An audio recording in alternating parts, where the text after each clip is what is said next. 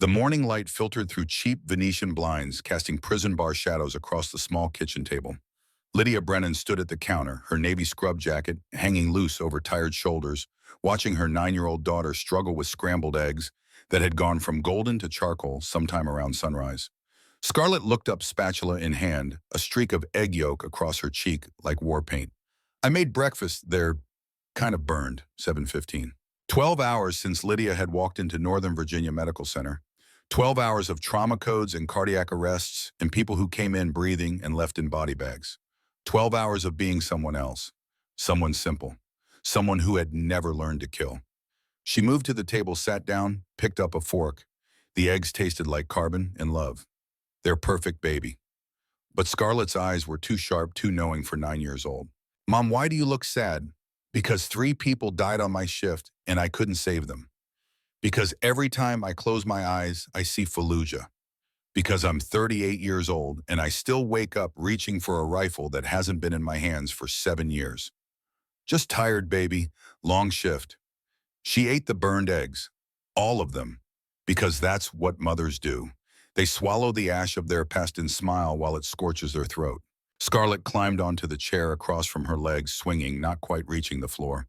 Mrs. Patterson says we need supplies for my science project, for the plant cell thing. Can we go to the store today? Lydia felt the familiar ache in her left shoulder, the one that never quite healed right after the Humvee rolled outside Ramadi. The doctors had put it back together with pins and prayers, but some breaks don't mend clean. Some fractures stay forever invisible fault lines waiting for the right pressure to split wide open. Yeah, baby, after I sleep a few hours, we'll go. After Scarlett left for school, Lydia stood in her bedroom doorway, staring at the closet she rarely opened all the way. At the cardboard box on the top shelf that she hadn't touched in 6 years. At the life she'd buried under civilian clothes and night shifts, and a daughter who knew her as mom, not staff sergeant. She reached up, pulled the box down. Dust motes danced in the morning light like tracer rounds. The photograph was right on top because it always was, because even when you bury the dead, they find ways to surface. 4 Marines in desert camouflage, Fallujah 2014. Dust and heat and the kind of exhaustion that becomes your baseline after 7 months in country. Lieutenant Marcus Webb, killed by sniper fire outside Mosul 2015. 26 years old, engaged to be married. Corporal Jennifer Dawson. Eid blast south of Baghdad 2014. Never made it to the medevac bird. Died in Lydia's arms, choking on blood, asking if her mom would be proud. Lance Corporal Tommy Reeves. Made it home. Survived the war. Put his service weapon in his mouth 2 years later in his parents' basement in Ohio because the war wouldn't let him go. 3 of the 4 people in that photograph were dead. Lydia was the only one left. She traced Jennifer's face with one finger, remembering the way her hands had felt doing chest compressions on pavement that radiated heat like a griddle. The way blood looked when it mixed with sand. The way she'd whispered, "Stay with me, Marine. Don't you dare quit on me," over and over like a prayer to a God who'd stopped listening years ago. She'd saved 3 other Marines that day, dragged them out of the kill zone while rounds sparked off the Humvee's armor, kept them breathing while her world turned to fire and shrapnel and the kind of chaos that makes time meaningless. Combat Action Ribbon, Navy and Marine Corps Commendation Medal, a medical discharge with honors and a handshake, and thank you for your service and good luck in the civilian world. Lydia shoved the photograph back in the box, slammed the closet door, stood there breathing hard, shoulder throbbing, hands shaking. That was then, she said to the empty room, to the ghost she'd tried to become. I'm just a nurse now. But ghosts don't stay buried. Not really. They just wait. 10:23 on a Saturday morning. Oakmont Plaza grocery store, the weekend crowd thick as blood in water. Lydia pushed her cart through produce mental shopping list, running on autopilot. Milk for Scarlett. Bread. Something for the science project, though. She wasn't entirely sure what plant cells needed besides poster board and a mother who could function on 3 hours of sleep. The fluorescent lights hummed overhead, that particular frequency that lives somewhere between annoying and maddening. Muzak played something that might have been a pop song in another life, now reduced to elevator noise. Around her, people moved with the practiced efficiency of civilians who'd never had to check corners for threats, never had to assess every person as potential combatant or collateral damage. She envied them, their innocence, their ability to buy groceries without their hand drifting to a sidearm that wasn't there anymore. 4 aisles over past pasta and canned goods, A sound cut through the ambient noise like a knife through silk. Glass, shattering, then screaming. Every muscle in Lydia's body locked. Threat assessment instant automatic, a reflex burned so deep that 6 years of civilian life couldn't touch it. Multiple voices. Panic, adult male in distress based on pitch and timbre. Possible medical emergency, possible active shooter, possible she was moving before conscious thought caught up. The cart abandoned mid-aisle, frozen peas and poster board forgotten. Her feet found pavement in a combat sprint, the kind you learn when seconds mean the difference between saving a life and zipping a body bag. The navy scrub jacket flew behind her like a cape, or maybe wings, or maybe just the last remnant of who she'd been before she'd tried to pretend otherwise. Aisle 7. Breakfast cereals. A crowd had formed, that terrible human circle of witnesses who see tragedy and freeze paralyzed by the bystander effect and their own mortality staring back at them. Lydia hit the edge of the crowd at full speed. They parted for her without understanding why, responding to something in her body language that spoke a language older than words. Authority, purpose, the kind of presence that commandeers space without asking permission. The man was down, elderly, 70, maybe 75, civilian clothes but medals pinned to his jacket like he couldn't let go of who he'd been any more than she could. Bronze Star, Purple Heart, Navy Cross.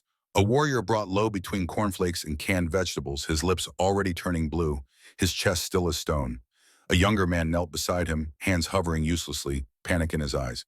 He grabbed his chest and someone call 911, I don't know. CPR, I don't. Lydia dropped to her knees. Her hands went to the carotid pulse point, 2 fingers pressed firm against cooling skin. Nothing, no pulse, no respirations, pupils fixed and dilated, clinically dead. The world narrowed to a single point of focus. Everything else fell away. The crowd, the screaming, the music still playing like the universe hadn't noticed that a man's heart had stopped beating. None of it mattered. Nothing mattered except the mission. Call 911, she said, not loud, not panicked, command voice. The one that belonged to Staff Sergeant Brennan, the one she'd locked away with the medals and the photographs and the part of herself that knew how to function when everything went to hell. Now, the kneeling man scrambled for his phone. Lydia tilted the man's head back, opened his airway, checked for obstructions. Clear. She found the xiphoid process at the base of his sternum, measured 2 finger widths up, placed the heel of her palm in the center of his chest. Laced her other hand on top, locked her elbows, positioned her shoulders directly over her hands. Then she began compressions. Hard, fast, exactly 100 per minute. The rhythm of staying alive burned into her muscle memory from training that felt like another lifetime. 2 inches deep, feeling his sternum compress, feeling ribs flex under her palms. The slight crack that meant cartilage separating, which was normal, which was expected. Which meant she was doing it right. Better broken ribs than a dead patient. 1, 2, 3, 4. She counted in her head, keeping rhythm, keeping pace. 10, 15, 20. Her arms were already burning. CPR is exhausting, takes every bit of strength and endurance you have, but her technique never wavered. 25, 26, 27, 28, 29, 30. She stopped compressions, tilted his head back, pinched his nose, sealed her mouth over his. 2 rescue breaths, watching his chest rise with each one. Airway patent, lungs accepting air. Back to compressions immediately. No hesitation, no pause. Because every second without oxygen meant brain cells dying, meant the difference between recovery and vegetative state, meant the Humvee. Fallujah. Corporal Dawson's chest torn open by shrapnel, blood everywhere. Lydia straddling her in the back of a moving vehicle while mortars fell and dust choked the air. 30 compressions. 2 breaths, 30 compressions. Dawson's eyes going distant, the light starting to fade. Ma'am, can you hear me? Lydia blinked. The grocery store snapped back into focus. The man who'd been kneeling stood now, phone pressed to his ear. Yes, operator, she's doing CPR. I don't know who she is. She just started. Time me, Lydia said, not stopping compressions. Tell me when 2 minutes are up, and talk to him. Keep talking to him. The man's eyes went wide, but he nodded, crouched down close to the unconscious man's face. You're gonna be okay, brother. She's got you. You're gonna make it. Stay with me. Stay with me. The words hit Lydia like a fist to the sternum. How many times had she said those exact words in the Humvee in the field hospital, on dusty roads where young Marines bled out because the medevac took too long, or the wounds were too catastrophic, or God just decided it was their time? How many times had those words been the last thing someone heard before the darkness took them? 1 minute of compressions. Her shoulder screamed. The old shoulder injury throbbed pins and scar tissue protesting the strain. She ignored it. Pain was information. Information could be processed later. Right now there was only the rhythm.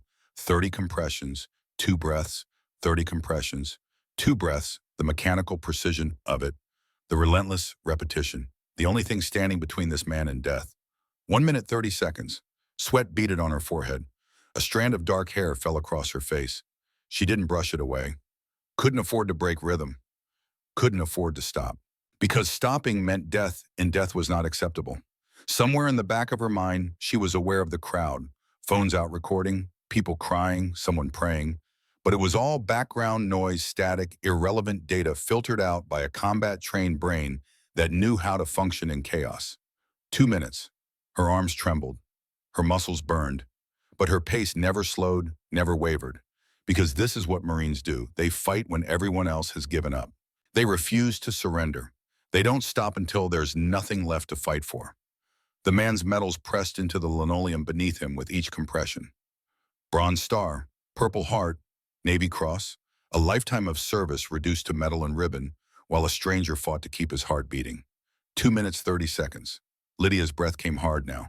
CPR is an athletic event, requires the same cardiovascular endurance as running sprints. Her heart hammered, her muscles screamed, but her hands never stopped moving.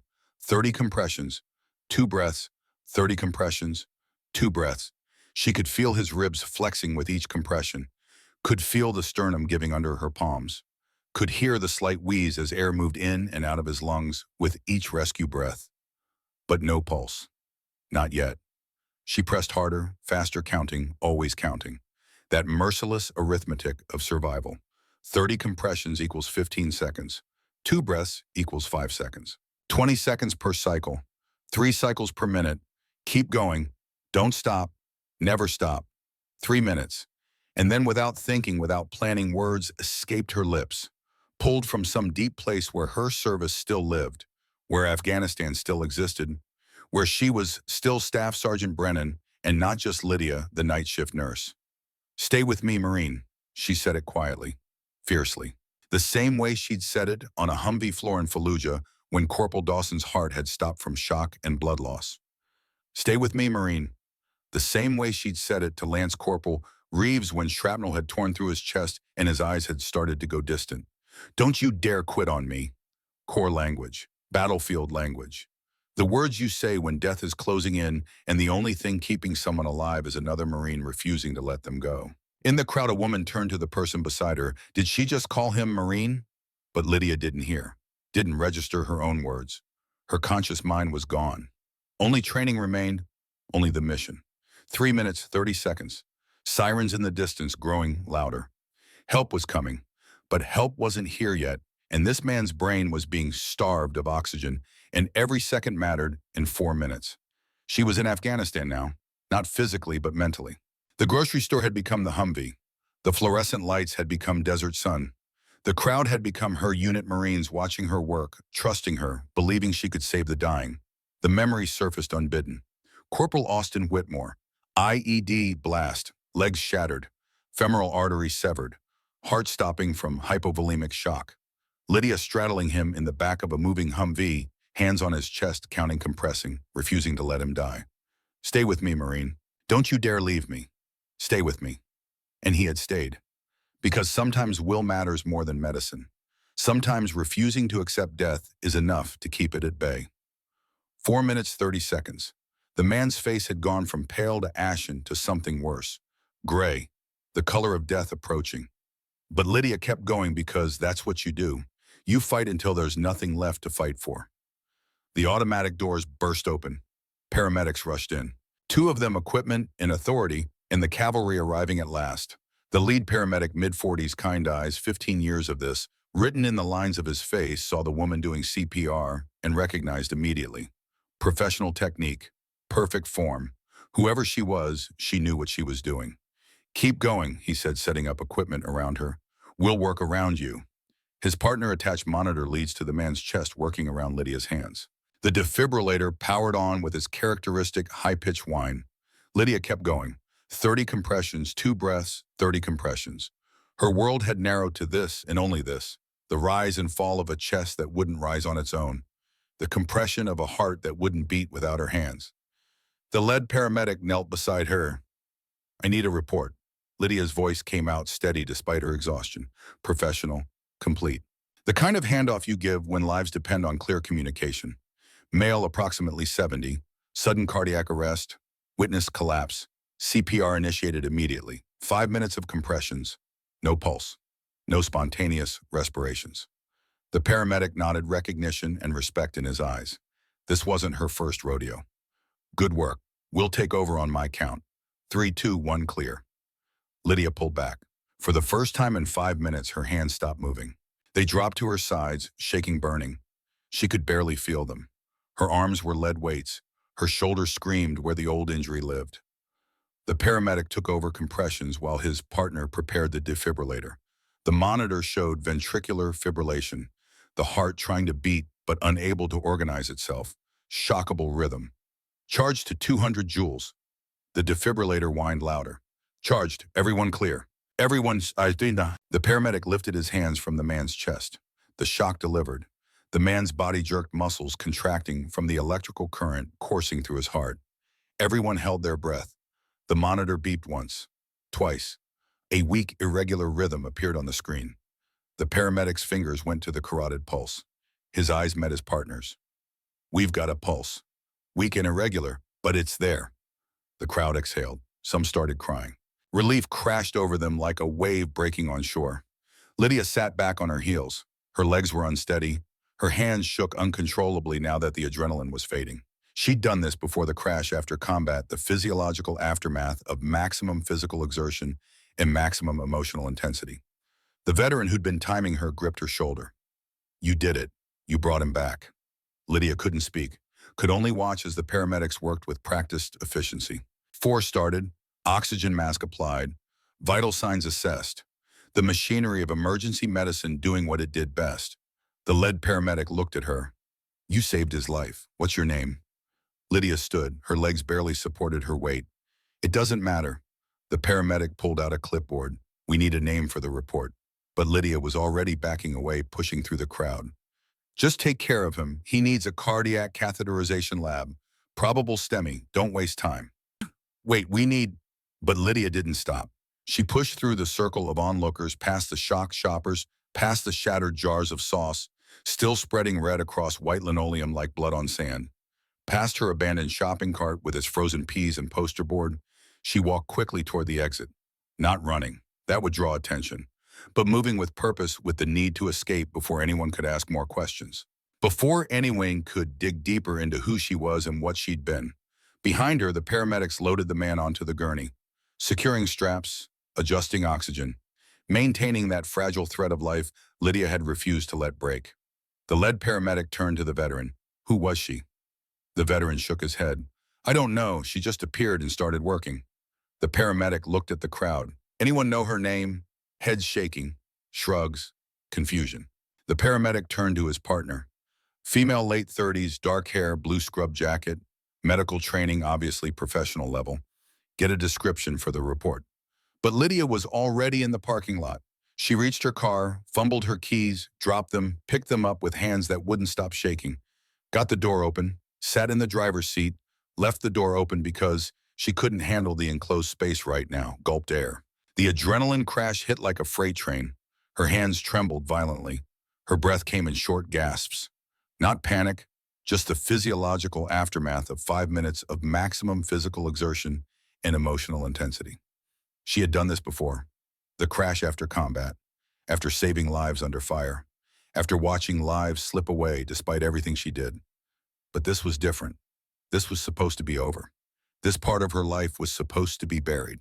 Staff Sergeant Lydia Brennan didn't exist anymore. She was just a nurse, just a single mom buying groceries on a Saturday morning, except she had just performed combat-level CPR in a grocery store and spoken the language she'd sworn to leave behind. "Stay with me, Marine." Those words, that phrase, the muscle memory that wouldn't stay buried no matter how hard she tried. Lydia closed her eyes, saw Corporal Dawson bleeding out in the Humvee, saw Lance Corporal Reeves' chest torn open by shrapnel. Saw Lieutenant Webb taking his last breath after the sniper round found its mark. Saw all the faces she couldn't save. All the Marines who had died despite her best efforts. All the guilt she carried like shrapnel embedded too deep to remove. And now she had saved one more. One stranger whose name she didn't even know. She should feel good about that. Should feel proud. But all she felt was exposed. Like a wound reopened. Like a past that refused to stay past. She started the car, pulled out of the parking space. In her rearview mirror, the ambulance was leaving, lights flashing, sirens wailing, taking that man to the hospital, to the cardiac catheterization lab, to doctors who would place stents and administer medications and hopefully keep him alive. Lydia drove toward home, realized she had forgotten the groceries, the milk, the bread, the supplies for Scarlett's science project. Realized she had just saved a stranger's life and abandoned her shopping cart and disappeared without giving her name. Just like she had done 6 years ago when she had left the Marine Corps, turned in her rifle, removed her uniform, walked away without looking back. She thought she had escaped, thought she could be someone else, someone normal. But muscle memory doesn't lie, training doesn't fade. And who you are in your hardest moments stays with you forever, no matter how hard you try to bury it. Her phone buzzed, text from Mrs. Chen next door watching Scarlett for the morning. Scarlett asking when you'll be back. Everything okay? Lydia typed with shaking hands. On my way. Be there in 10 minutes. She drove through Arlington streets, past strip malls and coffee shops and the ordinary landscape of civilian life. But in her head, she was still in that grocery store. Still counting compressions, still fighting death, still whispering words she thought she had left behind. Stay with me, Marine. What Lydia didn't know, what she couldn't possibly imagine as she drove home to her daughter and her ordinary life, what would only become clear in the days ahead was that those 4 words had been heard. A witness in the crowd had caught them, had found them strange, had remembered them. And those 4 words would set in motion a search that would pull Lydia back into a world she thought she had escaped forever. Because the man whose heart she had restarted was not just any stranger. He was General Nathaniel Blackwood, 4-star Marine, 4 decades of service. A man who commanded respect and loyalty and resources. And when he woke up 3 days later in a hospital bed, when he learned that someone had saved his life and disappeared, when he discovered those 4 words that held the key to everything, he would move heaven and earth to find her. Marines don't leave Marines behind, not on battlefields, not in gratitude, not ever. 3 days passed before Nathaniel Blackwood opened his eyes again. 3 days of machines breathing for him, of his heart beating under chemical assistance, of Eleanor sitting vigil beside a bed in the cardiac intensive care unit holding his hand and whispering prayers she hadn't spoken since Desert Storm when she was 41 and waiting for letters that sometimes didn't come. 3 days of their daughters flying in from across the country, of grandchildren kept in the waiting room because the sight of their grandfather with tubes down his throat would give them nightmares for years. 3 days of doctors using words like massive myocardial infarction and left anterior descending artery, and if he makes it through the next 48 hours. On the 3rd day, Nathaniel's eyes opened. The world came back slowly in pieces like a photograph developing in a dark room. First the beeping, steady rhythmic electronic, not gunfire. Not mortars, something else. Second the smell, antiseptic and plastic and the particular staleness of recycled air. Hospital smell. He knew it from visits to wounded Marines, from standing at bedsides and pinning medals on young men who would never walk again. Third the pain, dull ache in his chest, soreness in his throat like someone had shoved a pipe down it, weakness in every muscle. Fourth, Eleanor's face. She was sitting in a chair pulled close to his bed, her head resting on her arms on the mattress beside him. Asleep, gray hair falling across her face, lines of exhaustion etched deeper than they should be. Nathaniel tried to speak. His throat wouldn't work. Just a dry rasp that made Eleanor's eyes snap open. She saw him looking at her, and her face transformed. Relief and joy and fear all compressed into a single expression that said everything words couldn't. You're awake. Her voice broke on the words. Oh God, Nate, you're awake. She reached for the call button, pressed it repeatedly, then turned back to him and took his hand in both of hers and pressed it against her cheek and cried. Nathaniel wanted to tell her he was okay, wanted to squeeze her hand, but his body wouldn't respond the way his mind commanded. He just lay there weak and confused while Eleanor cried and nurses rushed in and machines beeped faster. Where he managed the single word. Throat raw. Voice he didn't recognize. Northern Virginia Medical Center. Eleanor wiped her eyes with the back of her hand. You had a heart attack at the store. You collapsed. You... She couldn't finish the sentence. Didn't need to. He understood what she wasn't saying. If PR hadn't started immediately, he would be dead. How long were you? 3 days. You've been unconscious for 3 days. She squeezed his hand harder, like she was afraid he might slip away again if she let go. The doctor entered. Dr. Rebecca Thornton, mid-50s, wearing the calm professional expression that doctors learn to maintain even when delivering terrible news. General Blackwood. She moved to the bedside, checked monitors with practiced efficiency. Welcome back. You gave us quite a scare. What happened? Dr. Thornton pulled up a stool, sat down at eye level with him. The fact that she sat instead of standing told him everything he needed to know about the severity. You suffered a massive myocardial infarction. Heart attack. The left anterior descending artery was 95% occluded. Completely blocked blood flow to a significant portion of your heart muscle. Nathaniel processed this information the way he had once processed tactical briefings, assessing, analyzing, understanding the severity without flinching from it. Prognosis. You're alive. That's the good news. Dr. Thornton's expression softened slightly. We placed 2 stents, restored blood flow. The damage to your heart muscle was significant, but you're stable now. With medication and cardiac rehabilitation, you can recover. She paused. The pause that meant there was more. The pause that meant the hard part was coming. But you were clinically dead for approximately 4 minutes. No pulse, no respirations. If someone hadn't performed CPR immediately and correctly, you wouldn't have survived. Nathaniel looked at Eleanor. Who? That's what we've been trying to figure out. Eleanor's voice carried frustration mixed with gratitude. The paramedics said a bystander performed CPR. A woman, but she didn't stay. No one got her name. A woman. Nathaniel's mind tried to sort through the fragments of memory. The falling, the darkness. Had there been hands on his chest? Had there been a voice he couldn't remember? Just the pain and then nothing, and then waking up here with tubes and wires and the knowledge that he should be dead, but wasn't. Dr. Thornton stood. I'll let you rest. Your family can visit briefly, but you need to conserve your strength. Recovery from this type of cardiac event takes time.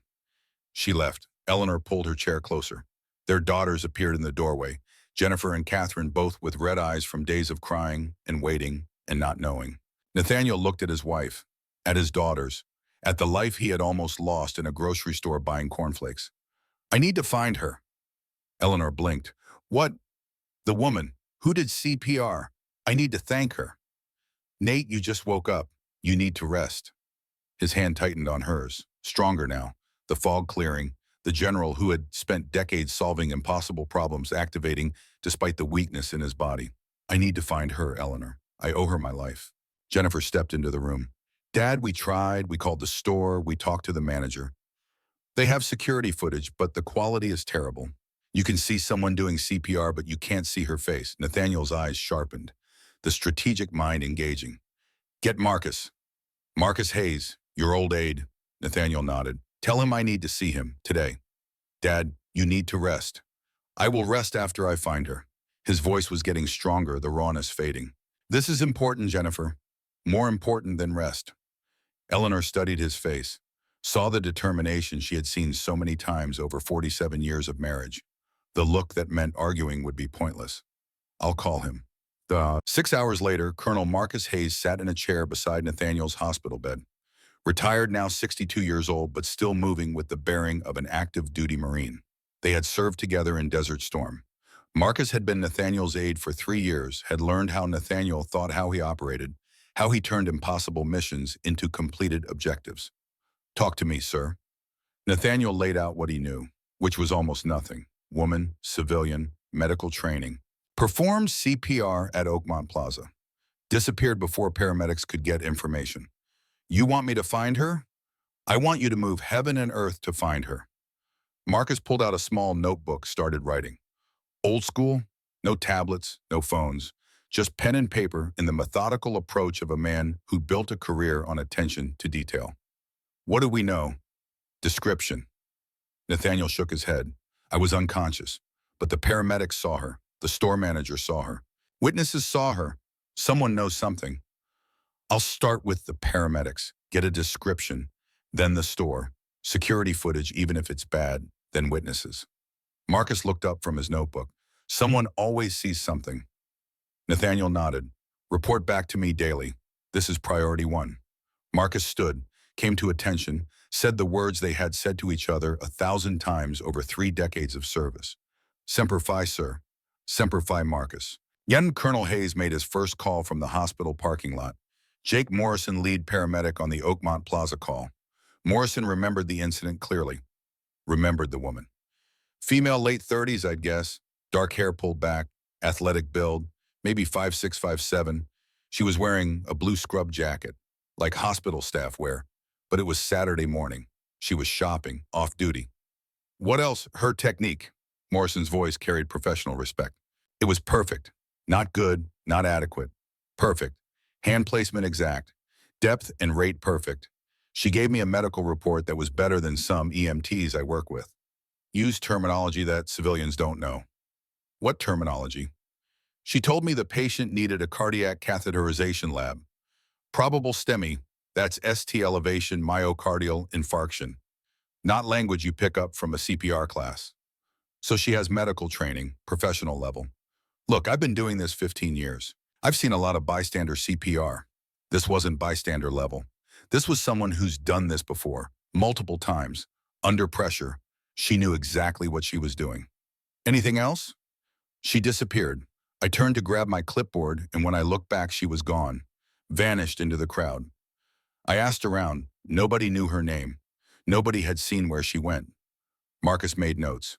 What about her vehicle license plate? I don't know. Morrison sounded frustrated. It all happened so fast. We were focused on the patient. By the time we thought to get more information, she was already gone. If you remember anything else, call me. Marcus gave him a number. Anything at all. Next call, Tom Harrison, Oakmont Plaza manager. Harrison pulled the security footage, gave Marcus access to watch it in the store's back office. Grainy black and white video from cameras that should have been upgraded a decade ago. Marcus watched the collapse. Watched Nathaniel go down. Watched the crowd form. Then watched a figure sprint into frame from the left side of the screen. Blue jacket visible even in black and white. Dark hair, moving with purpose and speed that spoke of training of someone who knew how to run toward danger instead of away from it. Marcus watched her drop to her knees, watched her hands move to Nathaniel's chest, watched her perform CPR with textbook precision, but the angle was wrong. The crowd blocked most of the view, and when she stood up afterward, her face was obscured by other shoppers. Marcus ran the footage back, watched it again and again, looking for any detail that might help. Blue scrub jacket, that meant medical field. Nurse, doctor, medical tech something. Athletic build. Fast sprint. Physical fitness level suggested active lifestyle. Maybe military background. Maybe just someone who took care of themselves, but it wasn't enough. Not enough to identify her in a city of 600,000 people. Marcus drove to the hospital that night, found Nathaniel sitting up in bed, color better, strength returning. Eleanor had gone home to shower and sleep after 3 days of vigil. What do you have? Marcus laid out everything. Paramedic description, security footage, the blue scrub jacket detail. So she works in healthcare. Nathaniel's mind was already working the problem, making connections, narrowing possibilities. Local hospital, medical center, clinic. Marcus hesitated. Sir, that's dozens of medical facilities in Northern Virginia. Thousands of healthcare workers. And we don't even know for certain she works locally. She could have been visiting. Could have been from anywhere. Start local. Nathaniel's voice carried the command authority that 40 years of service had ingrained. Call every hospital in a 20-mile radius. Ask if they have nurses or medical staff who were off duty Saturday morning, who might have been shopping at Oakmont Plaza.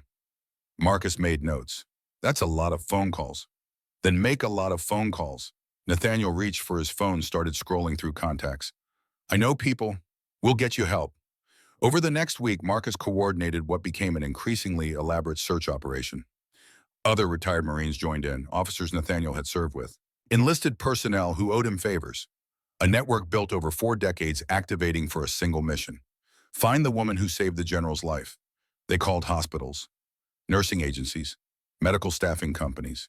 Do you have female employees, late 30s, dark hair, who might have been shopping at Oakmont Plaza on Saturday, October 14th? Some facilities were helpful. Others cited privacy regulations.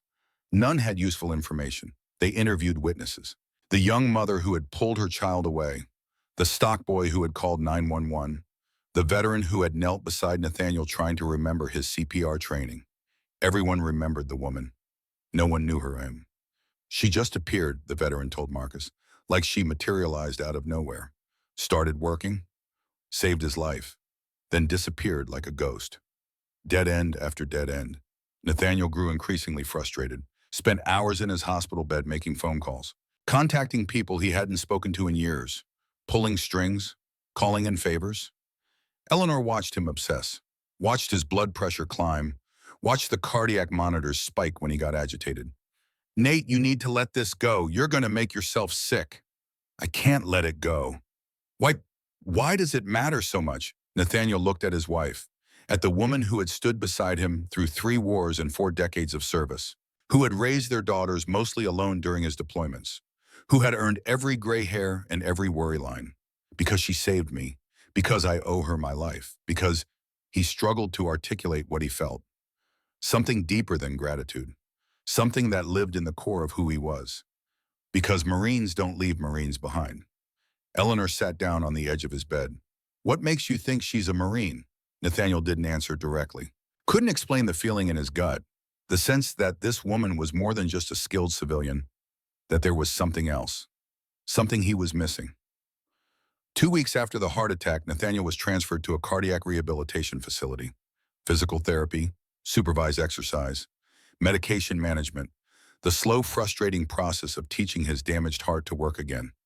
He continued the search from his new room, made calls between physical therapy sessions, coordinated with Marcus and the growing team of volunteers helping with the investigation. 47 phone calls over 3 weeks. That was what it took. 47 conversations with hospital administrators and VA officials and veteran service organizations and military personnel offices. 47 threads pulled in an increasingly complex web. And then on a Tuesday afternoon, 3 weeks after his heart had stopped in a grocery store, the breakthrough came from the most unlikely source. Nathaniel's phone rang. Northern Virginia Medical Center Volunteer Coordinator. General Blackwood, this is Linda Martinez. I coordinate volunteers here at the hospital. A woman called. She was at Oakmont Plaza. She was there when you collapsed. She heard something, and it's been bothering her. She finally worked up the courage to call. Nathaniel sat up straighter, ignoring the pull of still healing incisions. What did she hear? She'd rather tell you in person. Can she come see you this afternoon? 2 hours later, Patricia Hughes sat in a chair in Nathaniel's room, nervous, clutching her purse, feeling slightly ridiculous for making such a big deal out of something that was probably nothing. Nathaniel leaned forward. Mrs. Hughes, thank you for coming. Please tell me what you heard. Patricia took a breath. I was there at the store. I saw you collapse. I saw the woman doing CPR. I was standing close, maybe 10 feet away, and she said something while she was doing CPR. I heard her say it. It seemed odd at the time, but with everything happening so fast, I didn't think much of it. But it's been bothering me, so I called. What did she say? Patricia met his eyes. Stay with me, Marine. The words hit Nathaniel like a physical force. Silence filled the room. His hands gripped the armrests of his chair. His heart rate monitor beeped faster. Say that again. She said, stay with me, Marine. Don't you dare quit on me. Patricia spoke slowly, clearly. I remember because I thought it was strange. She was wearing scrubs like a nurse, but she called you Marine like she knew you or like she was one herself. Nathaniel couldn't breathe, not from his damaged heart, from recognition, from understanding. Stay with me, Marine. That wasn't civilian language. That wasn't something you picked up from television or medical school. That was core language. That was what Marines said to each other in firefights, in casualty collection points, when everything was going to hell and the only thing keeping someone alive was another Marine refusing to let them go. She served. The words were barely a whisper. The woman who saved me. She's Marine Corps. Patricia looked uncertain. I don't know. I just know what I heard. Nathaniel grabbed his phone, called Marcus. His hands were shaking. Not from weakness, from excitement, from the first real lead they'd gotten in 3 weeks. Marcus, I know how to find her. Sir, she's one of us. She's Marine Corps. I'm certain of it. How do you know? Because a witness heard her say, stay with me, Marine, while she was doing CPR. Nathaniel's voice was stronger now, more certain than it had been since he'd woken up. That's not civilian language. That's what we say to each other, what we've always said to each other. Marcus was quiet for a moment, processing. Then his voice came back sharp and focused. If she's Marine Corps, we can find her, Personnel records, service history, current location. Nathaniel rattled off parameters like he was planning a military operation, because in a way he was. Female, late 30s, medical specialty, discharged in the last 10 years. Living in Northern Virginia. I'll start with Marine Corps Personnel Command at Quantico. Cross-reference with VAA healthcare enrollment, with nursing licenses, with hospital employment databases. That's going to take time, sir. Then start now. Patricia left shortly after. Nathaniel thanked her profusely, told her she had just given him the key to everything. He sat alone in his room afterward, heart monitor beeping steadily, the miracle of modern medicine keeping him alive so he could complete this mission. Stay with me, Marine. Those words meant everything. Meant she had stood where he had stood, sworn the same oath, lived by the same code. Somewhere out there was a woman who had saved his life, a woman who spoke his language, who understood what it meant to fight death and refuse to surrender. And he was going to find her. Marines don't leave Marines behind, not in combat zones, not in hospitals, not in gratitude. The search intensified. Marcus contacted Marine Corps Personnel Command, requested database access. Former Marines female medical occupational specialty, discharged between 2015 and 2020. Geographic location, Northern Virginia area. The database returned 38 names. Marcus started making calls, verifying current employment, cross-referencing with physical descriptions from the paramedic and witnesses. Too old, wrong specialty, wrong location, moved out of state. One by one, the names were eliminated. Nathaniel worked his own channels. Called friends still on active duty, asked them to run queries through military databases, to check with VA hospitals, to look for any female Marine with combat medical experience now working in civilian healthcare. The network expanded. Former subordinates across the country helping, making calls, sending emails, following leads, day after day, name after name. Most led nowhere, but Nathaniel kept pushing, kept calling, kept searching, because this was what he did. This was who he was. A Marine who didn't quit, who didn't accept failure, who completed the mission no matter how impossible it seemed. 3 weeks and 56 phone calls after Patricia Hugh had come forward, Marcus called with news. Sir, I think I found her. Nathaniel's heart rate spiked. The monitor beside his bed beeped faster. Talk to me.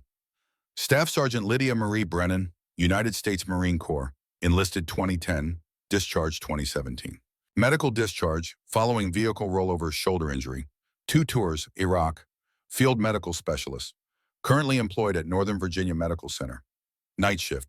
Emergency department. Nathaniel closed his eyes, let the information wash over him. He had found her. After 3 weeks of searching, after 56 phone calls and countless dead ends, and more frustration than he'd felt since Desert Storm, he had found her. Where is she now? Works night shift, 7 p.m. to 7 a.m. She's probably sleeping right now. Send me everything you have. Service record, current contact information. Everything. Already in your email, sir. Nathaniel opened his laptop, hands shaking slightly as he pulled up the files Marcus had sent.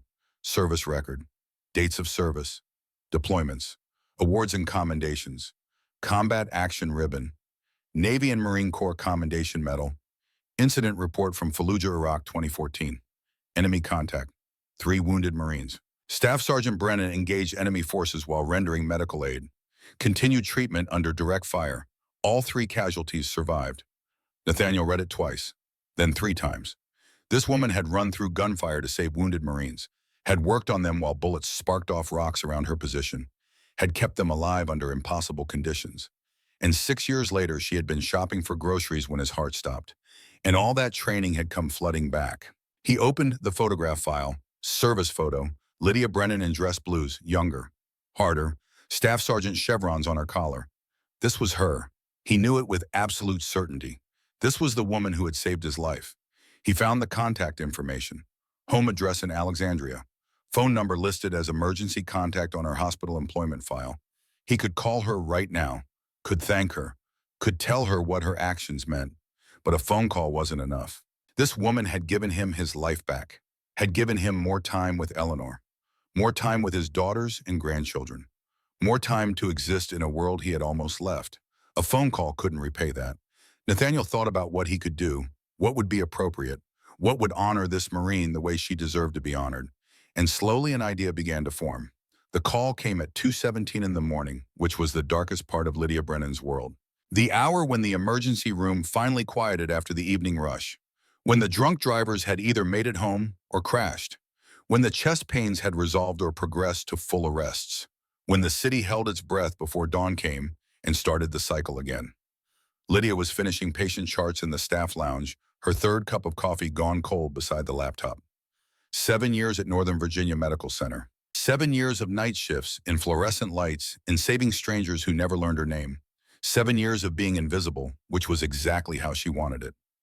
Her supervisor appeared in the doorway holding a slip of paper like it contained a diagnosis she didn't want to deliver. "Brennan, there's a message for you." Messages during shift were rare, usually meant emergency, Scarlett sick at the neighbors, the landlord with a crisis, her beat-up Honda finally giving up in the parking lot. But the supervisor's face held something else. Uncertainty, maybe concern. Lydia took the paper. Read it once. The words made sense individually but refused to form meaning when strung together. General Nathaniel Blackwood requests contact regarding incident at Oakmont Plaza. Please call 703-5550-147. The floor dropped out from under her. 7 years of careful separation. Of keeping Staff Sergeant Brennan buried with the medals and the photographs and the parts of herself that knew how to kill. 7 years of being just Lydia. Just a nurse, just a single mom who worked nights and made breakfast and helped with homework. 7 years destroyed by a slip of paper and 10 words. "He found me." "You okay?" The supervisor was watching her closely. "You just went completely white." Lydia forced her face into something resembling calm. The mask she'd perfected over 7 years of hiding. "I'm fine, just unexpected. Thanks." She walked to the locker room on autopilot, legs moving, lungs breathing, heart beating. But her mind was 3 weeks in the past, kneeling on supermarket linoleum, hands on an old man's chest, words escaping her lips that should have stayed buried forever. "Stay with me, Marine." She sat on the bench between rows of metal lockers, the same bench where she'd sat 7 years ago after her discharge, where she'd changed out of utilities for the last time, where she'd stuffed her uniform in a duffel bag and walked away from everything she'd been. The slip of paper trembled in her hands. She could ignore it, could throw it away, could pretend the message never arrived, could keep living her invisible life where nobody asked about her shoulder scar or why she sometimes flinched at loud noises or what made her wake up screaming about Humvees and sand and blood that wouldn't stop flowing. Except generals didn't give up, Marines didn't forget, and debts like the one she owed required payment whether you wanted to collect or not. Her phone felt like it weighed 50 pounds as she pulled it from her pocket. The number on the paper blurred. She blinked, focused, dialed before she could change her mind. 2 rings, then a voice, deep, steady, the kind of voice that had given orders in combat zones and expected them to be followed. "General Blackwood." Lydia's throat closed. She couldn't speak. 7 years since she'd heard that particular tone. Command authority. The sound of someone who'd spent 40 years making life and death decisions and living with the consequences. "Hello," a pause. "Is someone there?" "Sir." The word came out rough, wrong.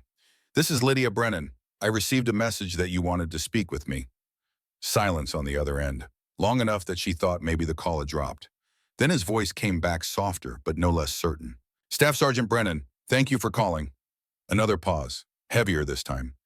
"Thank you for saving my life." The rank hit her like a fist to the sternum. Staff Sergeant. She hadn't been called that in 7 years. Had spent 7 years being just Lydia, just a nurse, just a nobody who clocked in and clocked out and tried desperately to forget she'd ever been someone who mattered. "Sir, with respect, I'm not active duty anymore. I'm just a civilian nurse who happened to know CPR. You did what a Marine would do." His voice was gentle but firm, leaving no room for argument. "A witness heard you say something while you were doing compressions. 4 words. Stay with me, Marine. Don't you dare quit on me." The air left Lydia's lungs. Those 4 words, the ones that had slipped out when her guard was down. When muscle memory had taken over and Staff Sergeant Brennan had surfaced from whatever grave civilian Lydia had tried to bury her in. "That's how I found you," Nathaniel continued. "That's how I know who you really are. Those aren't words you learn in a CPR class, Staff Sergeant. Those are words Marines say to each other when everything's falling apart and the only thing keeping someone alive is another Marine refusing to let go." Lydia's hand tightened on the phone. She wanted to deny it. to claim it was just coincidence, just words that came to her in the moment. But generals didn't spend 3 weeks searching for someone based on coincidence. I didn't mean to say that, sir. I'm glad you did, because it led me to you, and I have a request. She closed her eyes, knew what was coming, could feel it in the way he was building to something. The careful construction of a man who'd learned how to get people to do things they didn't want to do. There's a ceremony, Nathaniel said, 2 weeks from now, Marine Corps Reserve Center in Arlington. I need you there. Sir, I don't attend military events anymore. I left that life behind when I took off the uniform 7 years ago. Once a Marine, always a Marine, Staff Sergeant. It wasn't a platitude. It was a statement of fact delivered with the weight of someone who'd lived that truth for 4 decades, who'd bled for it, who'd watched others die for it. Lydia stood, started pacing the small locker room. Her reflection caught in the mirror mounted on the far wall. Navy scrubs rumpled from 12 hours of work, dark hair pulled back in a ponytail, face that looked older than 38, worn down by night shifts and memories that wouldn't stay buried. Sir, I have a daughter. I work night shifts. I'm not that person anymore. I'm not asking Staff Sergeant Brennan to come, Nathaniel said quietly. I'm asking Lydia, the woman who saved my life, the nurse who runs toward emergencies instead of away from them, the mother who works nights so she can be home when her daughter gets off school. The words found cracks in her armor she didn't know existed. Please, he added, I'm asking you as a fellow Marine, as someone whose life you gave back, as a father and grandfather who wants more time with his family because of you. Please. The word hung between them, not an order, a request, which somehow made it impossible to refuse. Lydia thought about Scarlett, about her carefully maintained routine, about how much easier it would be to just say no, to stay invisible, to keep Staff Sergeant Brennan buried where she belonged. But Marines don't say no when asked, not when it matters, not when the request comes from someone who understands what the uniform meant. Yes, sir, I'll be there. She hung up before he could say anything else, before she could change her mind, sat on the bench with her phone in her hand and the knowledge that she'd just agreed to walk back into a world she'd spent 7 years escaping. The locker room felt too small, the walls too close. She stood, paced, tried to breathe through the panic rising in her chest. A photograph was taped inside her locker. Scarlett at her 9th birthday party, smiling, happy, innocent, everything Lydia fought to preserve, everything that made the hiding worthwhile. She touched the photo. I'm sorry, baby. I tried to keep you separate from all this. But separation was an illusion. You couldn't split yourself into pieces and expect them not to bleed into each other. Staff Sergeant Brennan and civilian Lydia weren't two different people. They were the same person wearing different masks, and one of those masks was about to crack wide open. The next 2 weeks passed in a haze of dread and second-guessing. Lydia worked her shifts on autopilot, came home to Scarlett, made breakfast, helped with homework, did laundry, paid bills, the ordinary rhythm of ordinary life. But underneath it all, anxiety built like storm clouds gathering on a horizon. Scarlett noticed on day 3, they were sitting at the kitchen table, Scarlett working on a book report about Helen Keller, Lydia staring at her laptop screen without seeing it. Mom, you're doing the thing again. Lydia blinked. What thing, Harman?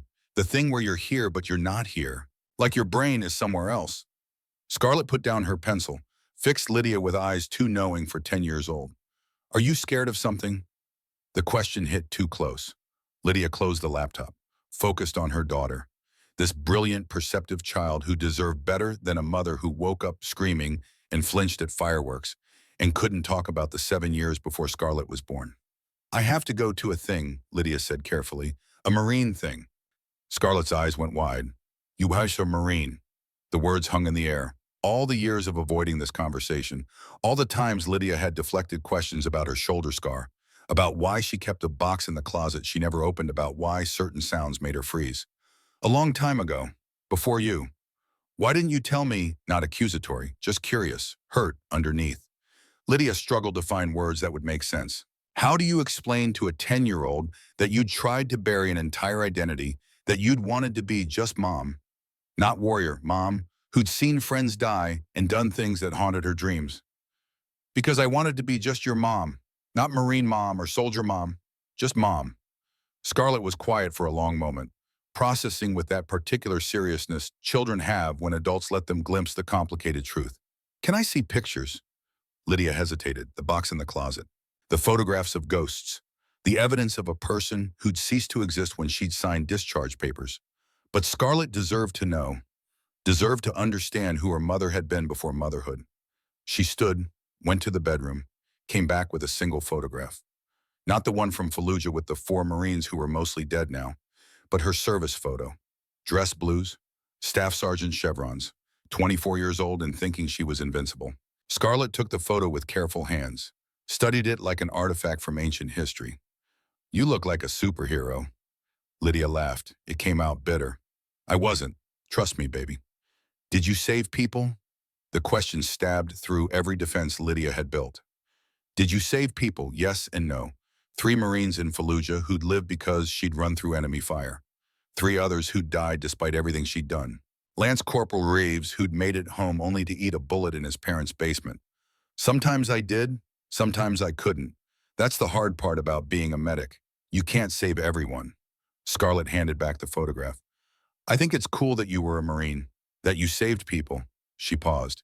You can be both, you know. Marine and mom, they don't cancel each other out. Out of the mouths of children.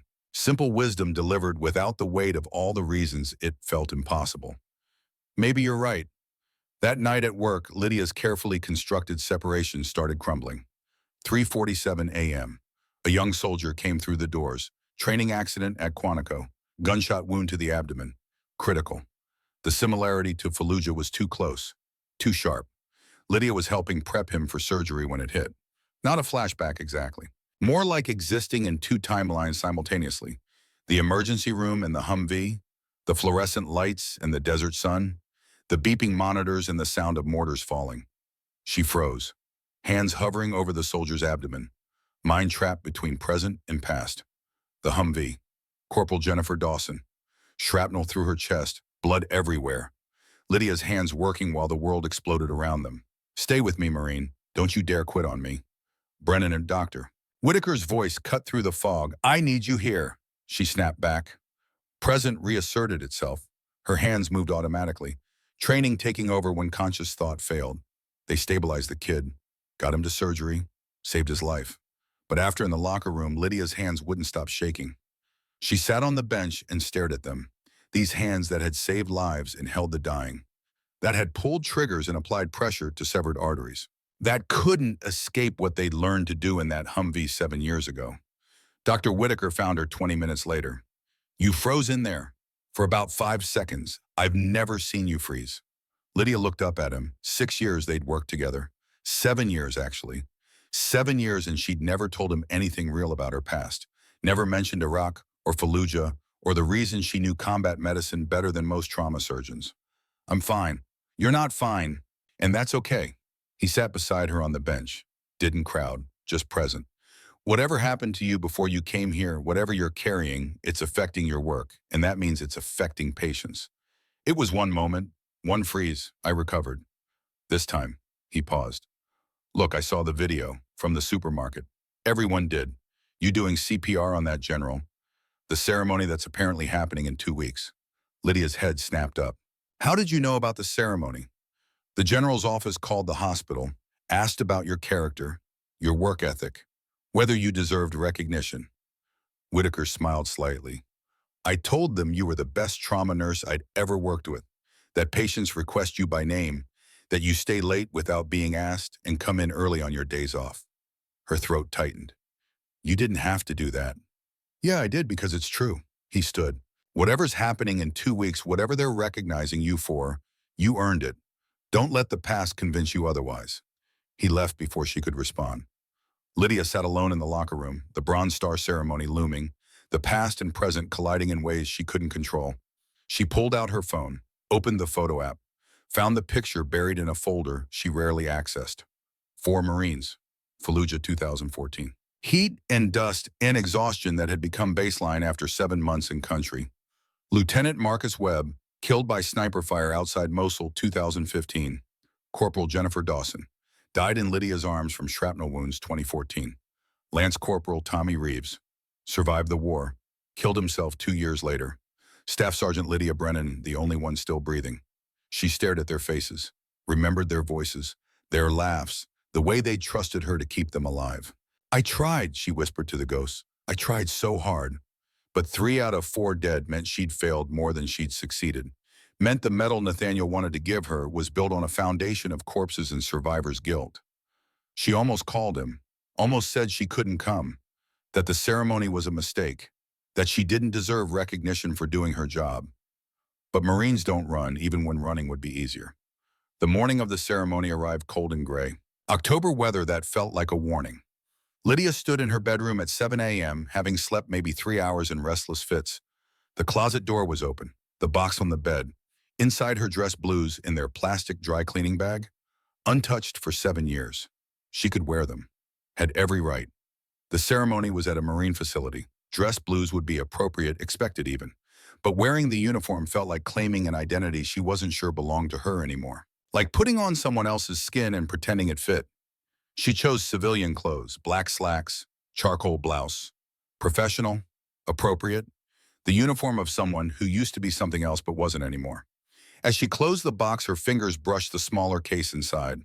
The one with her medals, Combat Action Ribbon, Navy and Marine Corps Commendation Medal, Purple Heart from when the Humvee rolled and pins went into her shoulder. 7 years and she'd never worn them.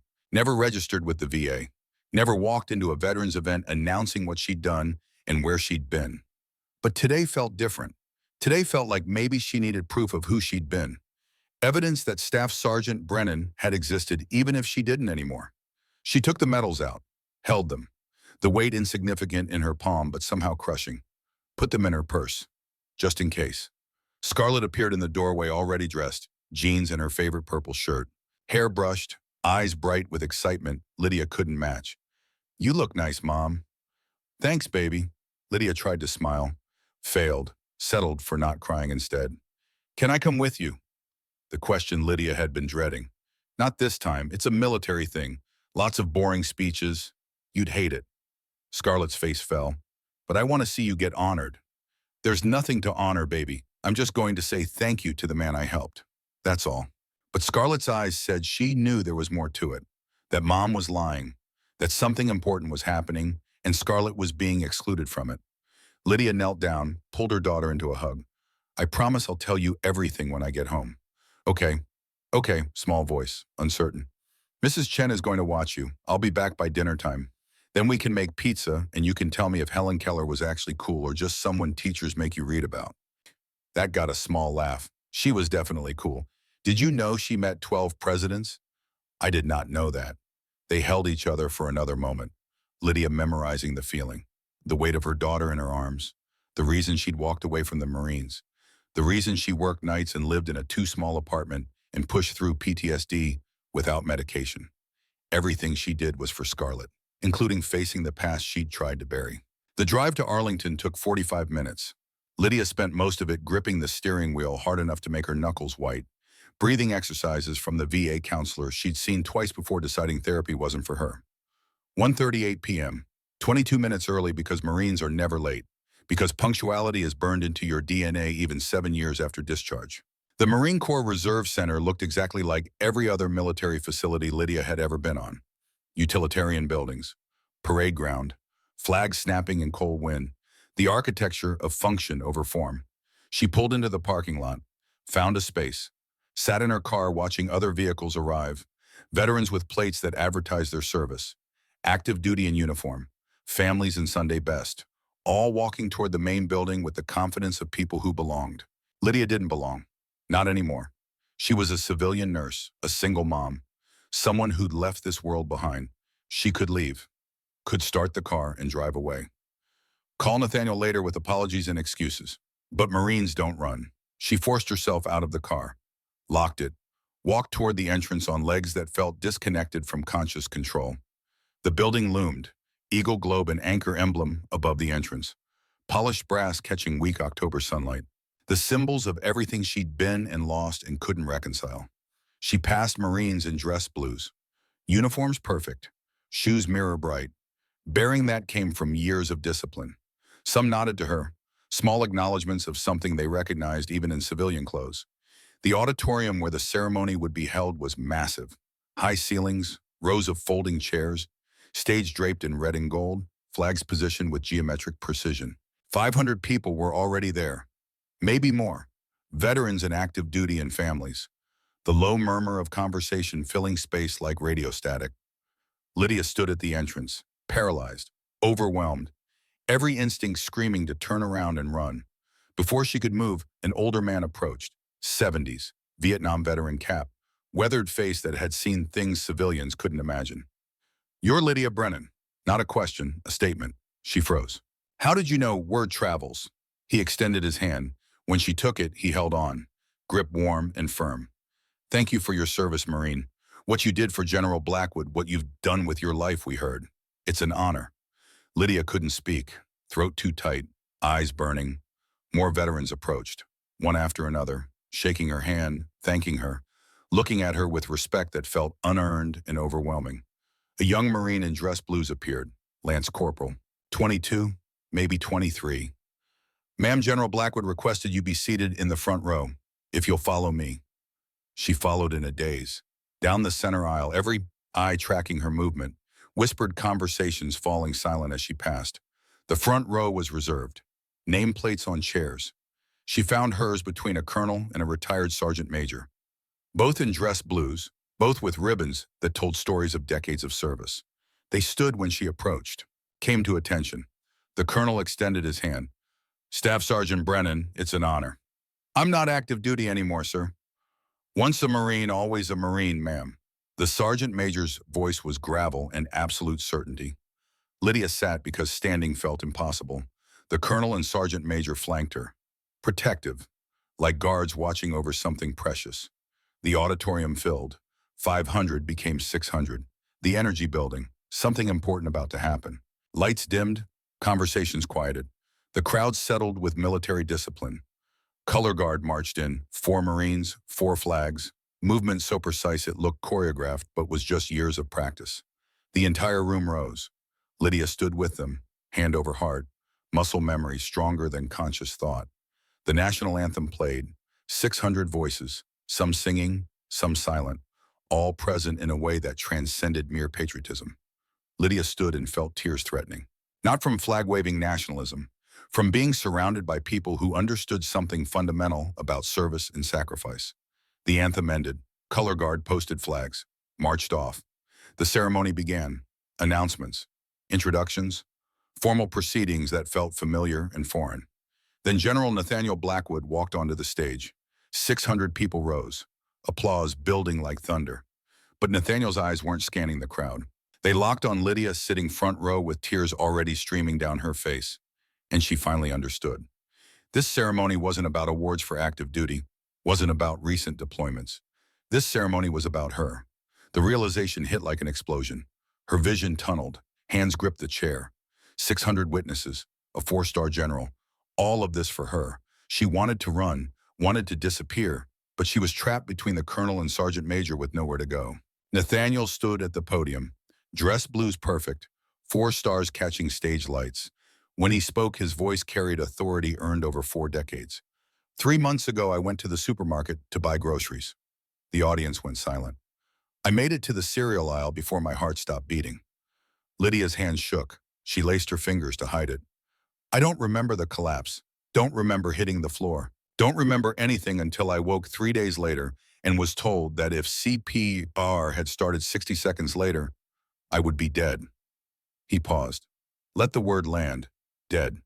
The paramedics said a bystander performed CPR, perfect technique, then disappeared before they could get her name.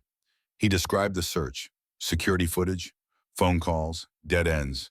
The audience leaned forward, drawn into the mystery. Then a witness came forward, told me the woman doing CPR had said 4 words that changed everything. Nathaniel's voice dropped, intimate despite the microphone. Stay with me, Marine. Don't you dare quit on me. Murmurs rippled through the crowd, Marines recognizing the language. That's not civilian speak, Nathaniel continued. That's what we say to each other when everything's falling apart and the only thing keeping someone alive is another Marine refusing to let go. His voice strengthened. When I heard those words, I knew. The woman who saved me was one of us. He pulled paper from his pocket, unfolded it. Staff Sergeant Lydia Marie Brennan, United States Marine Corps, 2010 to 2017. Combat medic. 2 tours Iraq. 600 heads turned toward Lydia. Nathaniel read her record. Fallujah, the ambush. 3 Marines down. Lydia running through enemy fire, working on casualties while bullets sparked off rocks. She received a combat action ribbon for that. His voice was quiet now, reverent. She never wore it. The auditorium went silent. In 2016, her vehicle rolled outside Ramadi, dislocated shoulder, fractured ribs, medical discharge with honors. He folded the paper. She came home, enrolled her daughter in school, became a night shift nurse, never talked about her service, never sought recognition, just moved on to the next mission, like Marines do, voice growing stronger. 7 years later, all that training came back. She didn't hesitate. She saw a man dying and instinct took over. He looked at Lydia, eyes wet. The Corps trained us both, Staff Sergeant. Trained us to fight when others freeze. That day in the supermarket, everything the Corps taught you saved my life. The applause started, not polite, explosive. 600 people on their feet, the sound deafening. Lydia sat frozen, tears streaming, unable to process. The world narrowing to this moment of exposure. And through it all, Nathaniel Blackwood stood on stage looking at her with something beyond gratitude. With recognition of a fellow warrior who'd kept fighting long after the uniform came off. The applause didn't stop. It built and built, wave after wave, crashing against the walls of the auditorium until the sound became physical pressure. 600 people on their feet, voices joining the thunder. Marines shouting, "Ura!" Veterans saluting with tears streaming down faces marked by wars Lydia was too young to remember. She sat paralyzed, every eye on her, every person in that massive space witnessing her complete exposure. 7 years of hiding stripped away in front of the strangers who suddenly knew everything about who she'd been and what she'd done and why her hands sometimes shook when helicopters flew overhead. The colonel beside her leaned close. "Breathe, Marine, you've got this." But she didn't have this. Didn't have anything except the overwhelming need to disappear. General Nathaniel Blackwood stood at the podium waiting, patient, like he had all the time in the world, like he knew she needed a moment to process before he could continue. Finally, he raised his hand. Small gesture. Commanding. The applause died gradually, people settling back into seats. The silence that followed felt heavier than the noise. Nathaniel's voice when he spoke again was quieter, more personal, like he was talking to Lydia alone even though 600 people listened. "When I found out who she was, when I read her service record and understood the caliber of person who'd saved my life, I knew a phone call wouldn't be enough. A letter wouldn't be enough. Nothing conventional could possibly express what her actions meant." He paused, let the words settle, because what Staff Sergeant Brennan did on that supermarket floor wasn't separate from her service in uniform. It was the continuation of it. The proof that service doesn't end when you hang up your dress blues. It transforms, it endures, it becomes cellular. A young Marine aide appeared from stage left carrying a wooden presentation case, the kind used for ceremonial flags or weapons, the kind that holds things too important for cardboard. Nathaniel took it with both hands, held it like it contained something sacred. Lydia's heart stopped. She knew what was in that case. Had known since the moment she saw it, but knowing didn't make breathing any easier. "For 33 years, Nathaniel said, opening the case, I've carried a reminder of who I was supposed to be, a physical representation of the values we all swear to uphold." Inside the case pinned to blue velvet was a bronze star. The metal caught stage lights, red, white, and blue ribbon, bronze star surrounded by smaller stars. 4th highest military decoration, given for heroic service in combat. Gasps rippled through the audience. They knew what this was, knew what it meant, knew that generals didn't give away their bronze stars. Nathaniel lifted the medal from the case. His hands were steady despite the emotion in his voice. "I earned this in Desert Storm, 1991, for leading my Marines through an ambush that should have killed every one of us." He paused. "I've worn it at every major event since. Change of command ceremonies, retirement dinners, funerals for brothers who didn't make it home." His voice thickened. "This medal has represented my finest hour as a Marine, the moment I was most tested and didn't break." He looked directly at Lydia. "Until 3 months ago." The audience leaned forward, waiting. "This medal represents honor, courage, and commitment. Not just words we say, real things, living things that define who we are when everything else is stripped away." Nathaniel held the bronze star in both hands. Staff Sergeant Lydia Brennan embodied every one of those values on a supermarket floor. She honored her oath 7 years after discharge, showed courage by running toward crisis when everyone else froze, demonstrated commitment to a stranger whose only connection to her was the uniform he used to wear. His voice dropped to almost a whisper. The acoustics carried it to every corner. For 33 years, this medal has defined who I was, what I accomplished, the Marine I tried to be. Long pause. But you, Staff Sergeant, you embody what this medal was created to honor. Not just courage in combat, courage in silence, service without recognition, duty that doesn't end when the uniform comes off. He began removing the bronze star from his own uniform, the small mechanical sound of metal separating from fabric, possibly loud in the silence. This belongs to you now. You earned it. The words fell like stones into still water. Nathaniel held the medal, looked at it for a long moment. 33 years of service compressed into metal and ribbon. Then he raised his eyes to Lydia. Staff Sergeant Lydia Brennan, would you please come to the stage? Not a request, an order, delivered with the full weight of 4 stars and 4 decades of command.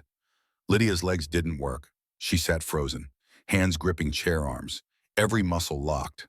This wasn't supposed to happen. She wasn't supposed to be honored. She'd just done her job. Just used training that cost 3 friends their lives to teach her. The colonel beside her stood, extended his hand. Time to face it, Marine. No running. She took his hand, let him pull her to her feet. Her legs trembled, the bad shoulder throbbed. But she stood. The walk from front row to stage felt infinite. Each step measured, deliberate. Her feet finding floor with muscle memory from drill practice she hadn't done in 7 years. People watched her pass, some crying openly. Veterans who understood what this moment meant. Active duty, seeing proof that service continues. Civilians witnessing something important they couldn't fully comprehend.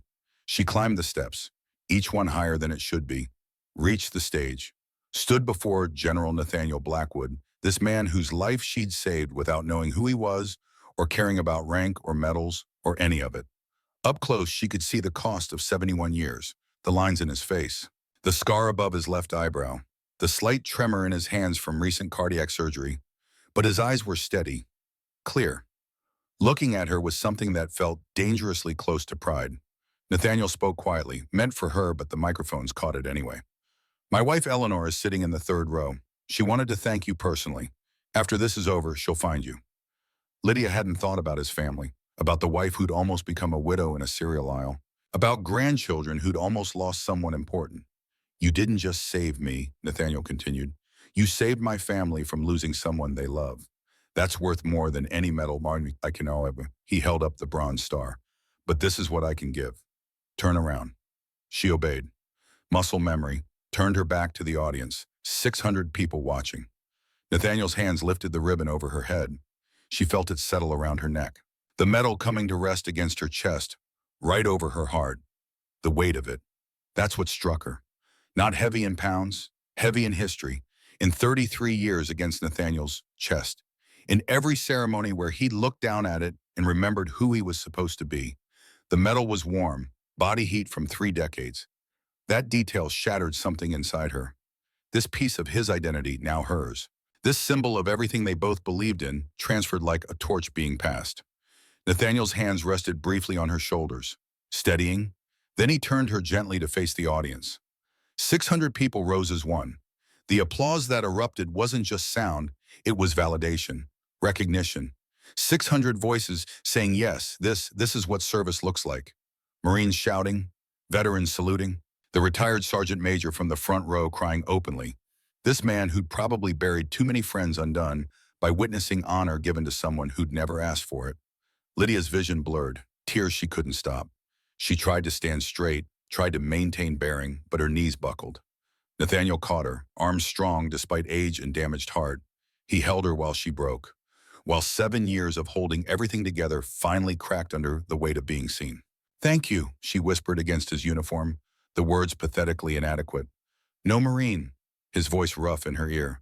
Thank you, for my life, for showing us what we're supposed to be, for never quitting even when quitting would have been easier. The ovation continued, seemed eternal. Lydia stayed in Nathaniel's arms until her legs would support weight again, until she could breathe without sobbing. When she finally stepped back, wiped her face with shaking hands, Nathaniel was smiling through his own tears. But he raised his hand for quiet. The crowd settled reluctantly, the energy still crackling through the air.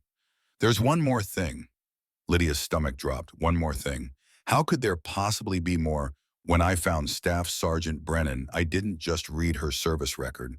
I made additional calls. Nathaniel's voice carried across the silent auditorium. I contacted Northern Virginia Medical Center, spoke to her supervisors, her colleagues, the doctors who work alongside her every night. Oh God, her coworkers knew. Dr. Whitaker, the nursing staff, all of them aware now that she'd been hiding. Do you know what every single person told me? Nathaniel looked at the audience. That she's the best trauma nurse in that emergency room. That patients request her by name. That she stays late without being asked. Comes in early on her days off when they're short-staffed. Fights for people who can't fight for themselves. He turned to Lydia. One doctor said Lydia Brennan has saved more lives in our ER than I can count. She does it with the same calm under pressure she probably showed on that supermarket floor. She's exceptional. Lydia wanted the floor to open up. This public exposure of her civilian life merging with her military past in ways she'd spent 7 years preventing. This woman works night shifts, Nathaniel continued, so she can be home when her daughter gets off school. She makes barely enough to cover rent and childcare in one of the most expensive areas of the country. Lives in a 2-bedroom apartment that takes most of her paycheck. He paused, let the information land. And in 7 years, she's never complained, never asked for recognition, never stopped being exactly what the Marine Corps taught her to be. Excellent, dedicated, selfless. Another pause, building to something. So I made one final call, to the Marine Corps Scholarship Foundation. Lydia's heart stopped. She knew, could see it in his face. They've agreed to establish a scholarship fund. Nathaniel's voice was thick now, barely holding together. In your name, Staff Sergeant, for your daughter Scarlett, full ride, any school she gets into, undergraduate and graduate programs. Everything. The words didn't process at first. Scholarship, Scarlett, full ride. The pieces refused to connect. Then they did. Her daughter. Her 10-year-old daughter who deserved better than night shifts and tight budgets, and a mother who couldn't afford to break down because there was no safety net. Scarlett would have a chance, a real chance. College without crushing debt, graduate school if she wanted, a future not limited by money. Lydia's legs gave out completely. She went down, knees hitting stage floor hard enough to hurt, hands coming up to cover her face, sobs tearing from her throat in sounds she'd never made before. The crowd erupted, not just applause, shouting, crying. 600 people witnessing pure human emotion, the kind that transcends military bearing and protocol. Nathaniel knelt beside her, this 71-year-old man with a surgically repaired heart getting down on the stage floor. You've given enough, he said quietly, meant only for her, though microphones probably caught it. You've sacrificed enough. It's time someone took care of you the way you've taken care of everyone else. Lydia couldn't speak, could only sob while the Bronze Star hung heavy around her neck, and 600 strangers became witnesses to her complete undoing. Eventually, hands helped her up. Nathaniel on one side, the Marine aide on the other. She stood on shaking legs, face wet, mascara ruined, not caring. The ovation continued, people pressing forward, wanting to touch her, to shake her hand, to be part of this moment. Nathaniel kept his arm around her shoulders, one Marine supporting another. You did good, Staff Sergeant, he said. You did real good. The ceremony concluded. Formal closing remarks Lydia barely heard, color guard retiring the flags, the crowd slowly dispersing. But people kept approaching, one after another, an endless stream of gratitude and recognition. An elderly woman grabbed both Lydia's hands. My son was a Marine, Iraq 2007. Didn't make it home. Her voice broke. Knowing there were people like you over there taking care of our boys. She couldn't finish. Just squeezed Lydia's hands and walked away crying. A young Marine, fresh-faced and nervous, approached. Ma'am, I ship to boot camp next month. This ceremony, what the general said about you, it's why I enlisted. Thank you for showing us what right looks like. They kept coming, stories and tears and handshakes that lasted too long. Through it all, Nathaniel stayed close, not hovering, just present, running interference when someone got too intense. After 45 minutes, the crowd thinned enough that Lydia could breathe. A woman approached, 70, silver hair, kind face marked by years of worry. She moved with quiet dignity. Staff Sergeant Brennan, I'm Eleanor Blackwood, Nate's wife. Lydia straightened. Ma'am, I'm so glad he's okay. Eleanor pulled her into a hug, unexpected, warm. You gave me more time with the man I've loved for 47 years. How do I possibly thank you for that? You don't have to. I know I don't have to, but I'm going to anyway. Eleanor pulled back, held Lydia at arm's length. You're coming to dinner. Next Sunday. No arguments. I want you to meet our daughters and grandchildren. The family that still has their father and grandfather because of you. Ma'am, I don't think it's Eleanor, and I wasn't asking. She smiled. Marines aren't the only ones who know how to give orders that aren't really requests. Despite everything, Lydia laughed. Yes, ma'am. Eleanor. Good. Nate will give you our address. Eleanor squeezed her hands once more. Thank you. From the bottom of my heart, thank you. She walked away before Lydia could respond. Nathaniel appeared at her elbow. My wife doesn't take no for an answer. 47 years taught me that. She seems wonderful. She is, and she's right. You should meet the family. Let them thank you properly. Lydia nodded, too overwhelmed to argue. Nathaniel guided her to a quiet hallway, just the two of them and the aide standing at respectful distance. How are you holding up? Lydia laughed. It came out slightly hysterical. I have no idea. I think I'm in shock. That's normal. This was a lot. Why? The question burst out. Why did you do all this? The ceremony, the medal, the scholarship. I just did CPR. It's literally my job. Nathaniel pulled out his phone, showed her a photograph. 4 people at a funeral. 3 Marines flanking a flag-draped casket. Nathaniel in the center, younger, maybe 50. Desert Storm, 1991. Staff Sergeant Michael Torres. He pulled me out of a burning vehicle after we hit an IED, saved my life. Died doing it. Lydia looked at the grief on younger Nathaniel's face. I tried to honor him, tried to do something meaningful for his family. But I was just a captain then. Didn't have resources or connections. Nathaniel took the phone back. I've carried that regret for 33 years. The feeling that I never properly honored the man who gave me my life. He looked at her. You gave me my life. And this time I have the resources to do something about it. To make sure you know what it meant. To make sure your daughter has opportunities. To publicly recognize that service doesn't end and Marines don't forget. His voice was firm. So no, it's not too much. It's not nearly enough, but it's what I can do. They stood in silence, 2 warriors separated by 3 decades, but connected by something deeper than age or rank. Thank you, Lydia finally managed, for all of it, for finding me, for the medal, for Scarlett's scholarship, for making me face the part of myself I've been hiding from. You weren't hiding, Nathaniel said gently. You were healing. There's a difference. The aide approached. Sir, there are media crews outside, requesting interviews. Lydia's eyes widened. Media? Someone filmed the ceremony. It's already online, going viral. Nathaniel looked at her. You don't have to talk to them. Lydia thought about staying invisible versus stepping into the light, about what her story might mean to other veterans struggling to reconcile who they'd been with, who they were now. No, I'll do it. If my story helps someone, if it shows that service matters even after you leave, then I should tell it. Nathaniel smiled. There's the Marine I knew was in there. The media scrum was controlled chaos. 4 local news crews, 2 national, several independent journalists. Cameras and microphones and questions shouted over each other. Nathaniel took point, his rank and bearing commanding immediate respect. The chaos organized itself. I'll make a brief statement, then Staff Sergeant Brennan will answer questions. He was concise, factual, outlined the incident, the search, the ceremony. Gave them narrative without the raw emotion of what had happened inside. Then Lydia's turn. Questions came fast. How did you learn CPR? Were you scared? Did you know he was a general? Lydia answered honestly, explained her service, her medical training, the way muscle memory had taken over. The 4 words she'd spoken without thinking that had exposed everything. What will you tell your daughter about today? A female reporter asked. Lydia paused, thought about Scarlett, about the scholarship that would change both their lives. I'll tell her that service doesn't end when you take off the uniform. That the values we swear to uphold, honor, encourage, and commitment, those aren't just words. They're ways of living. She touched the Bronze Star. And I'll tell her she can be anything she wants. That she doesn't have to choose between different versions of herself. That you can be both warrior and mother, both Marine and nurse, both past and present. Cameras captured every word. One last question. Nathaniel interjected, sensing Lydia's exhaustion. Do you regret leaving the Marines? A young reporter asked. Lydia looked at the bronze star around her neck, at Nathaniel standing beside her, at the building full of people who'd stood and applauded. No, I don't regret it. The Corps gave me skills and values I carry every single day.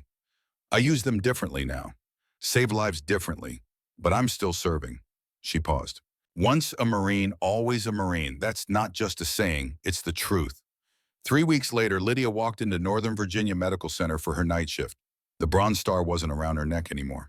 That lived in a display case at home where Scarlett could see it, where her daughter had stared at it for an hour the night Lydia came home from the ceremony, asking 100 questions that Lydia finally had answers for.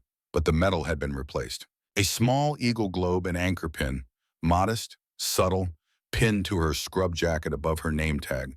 Dr. Whitaker noticed immediately. Is that what I think it is? Yeah. I saw the ceremony online. Everyone did. He paused. I'm sorry I never knew about your service. I didn't want you to know, wanted to keep it separate. And now, Lydia touched the pin. Now I think separation isn't the answer. Integration is. Being all of who I am, not just pieces. The shift started. Motor vehicle accident. Young woman, early 20s, critical injuries.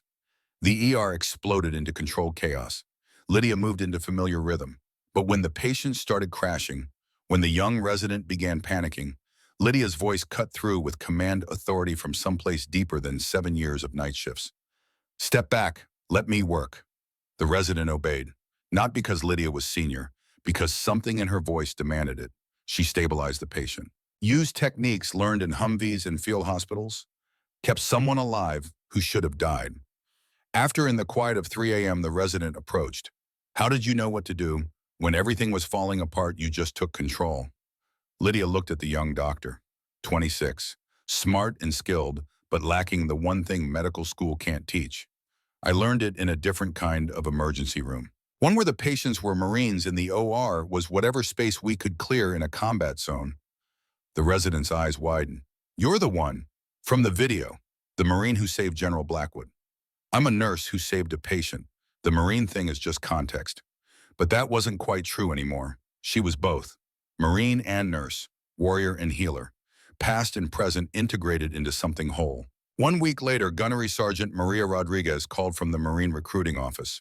Staff Sergeant Brennan, we'd like you to speak to potential recruits, young women considering medical specialties. Just share your story. No recruiting pitch, just honest testimony. Lydia's first instinct was to refuse.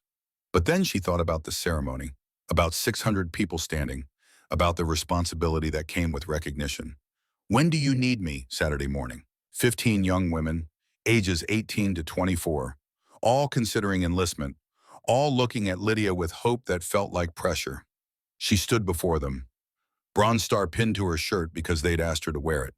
I'm not going to lie to you. The Marine Corps will change your life, make you stronger than you thought possible, give you skills and confidence and purpose that's hard to find anywhere else. She paused, chose words carefully. But it'll also take things, friends, innocence, sometimes pieces of your soul. You'll see things you can't unsee, do things you can't undo, come home different than you left. The young women shifted. This wasn't the recruiting pitch they'd expected. I lost 3 members of my fire team. 2 died in Iraq. 1 made it home and killed himself 2 years after his honorable discharge. Heavy silence. So why am I telling you to consider enlisting? Because despite everything I've lost, despite the nightmares and the PTSD and the shoulder that'll never work right, I'd do it all over again. She touched the Bronze Star. Because the Corps taught me who I could be.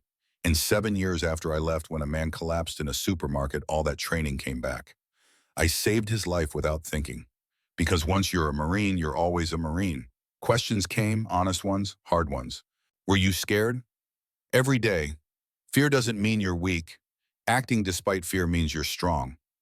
How do you deal with losing people? Lydia was quiet for a long moment. You don't deal with it, you carry it, but you learn to make the weight mean something. You honor them by being the person they trusted you to be.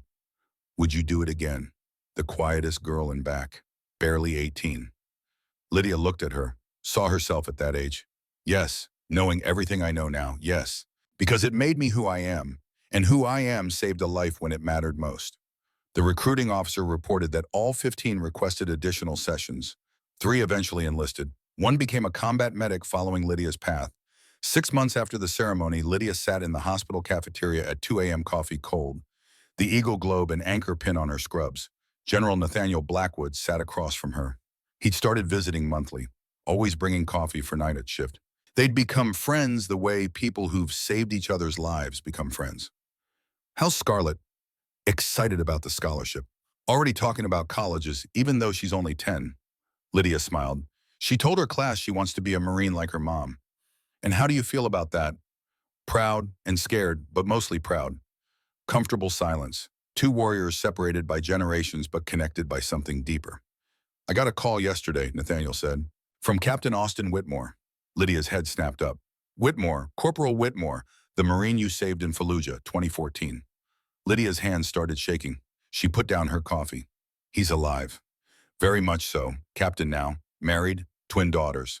Nathaniel paused. He saw the ceremony video, recognized you, asked if I could arrange a meeting. 13 years. 13 years wondering if the corporal whose femoral artery she'd held pressure on for 18 minutes had survived. He wants to see me. He's here in the hospital. I may have arranged for him to be in the lobby. Lydia stood so fast her chair scraped tile. Now, if you're ready, she wasn't ready, would never be ready, but she followed Nathaniel anyway. The man in the lobby was older than she remembered. Lines in his face, gray at temples, but the same eyes. He saw her and froze, then walked forward slowly. Staff Sergeant Brennan. Corporal Whitmore. Her voice broke on his rank. Captain now, but I'll always be the corporal you saved. He paused. I have twin daughters, Madison and Emma. They're 8. They wouldn't exist if you hadn't run through enemy fire to reach me. Lydia couldn't speak. I've thought about you every day for 13 years, Austin continued. Wondered who you were, where you went. Then I saw the video, saw you save General Blackwood, and I knew. He pulled her into a hug, both crying in a hospital lobby at 2 a.m. Thank you, he whispered. Thank you for my life, for my daughters, for everything. They talked for an hour about Fallujah, about his recovery, about marriage and children, about Lydia's discharge and the 7 years she'd spent trying to be someone else. You saved 4 of us that day, Austin said. 3 casualties and yourself. Because the Marine you were in that Humvee, she saved you too. Kept you from giving up. Lydia thought about that. About Staff Sergeant Brennan saving civilian Lydia. About the warrior preserving the healer. Yeah, I guess she did. 1 year after the supermarket. 1 year after 4 words changed everything. Lydia stood in her kitchen, watching Scarlett work on a school project. Title in careful letters. My hero, photos arranged in rows, Lydia in dress blues, the ceremony. With Captain Whitmore and his daughters. Teaching CPR at the VA. Text in Scarlett's handwriting. My mom was a Marine. She saved people in war. Then she saved a general in a supermarket. She says service never ends. It just changes uniforms. I want to be like her when I grow up. Is it okay? Scarlett asked. Mrs. Patterson said we had to write about our hero. It's perfect, baby. I mean it, about wanting to be like you. Scarlett's voice was serious. You're the bravest person I know. Lydia sat beside her daughter, pulled her close. You're my hero too. Moms can't have kids as heroes. That's backwards. Says who? Says logic. Lydia laughed. Logic is overrated. That night, working her shift, a young veteran came in, mid-20s, Iraq, haunted eyes, PTSD eating him alive, convinced his service was meaningless. He saw the pin on her scrubs.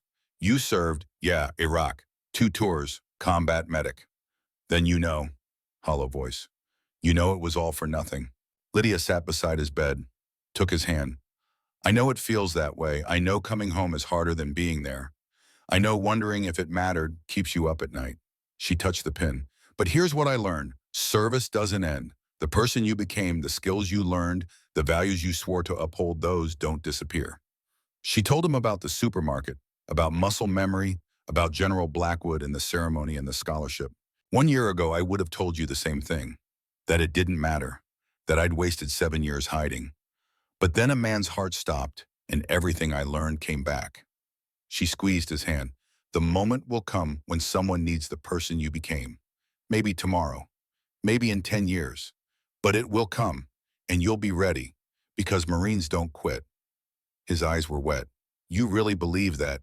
I know it, because I lived it. He left 2 hours later, not cured, but with something he hadn't had when he arrived. Hope. Present day.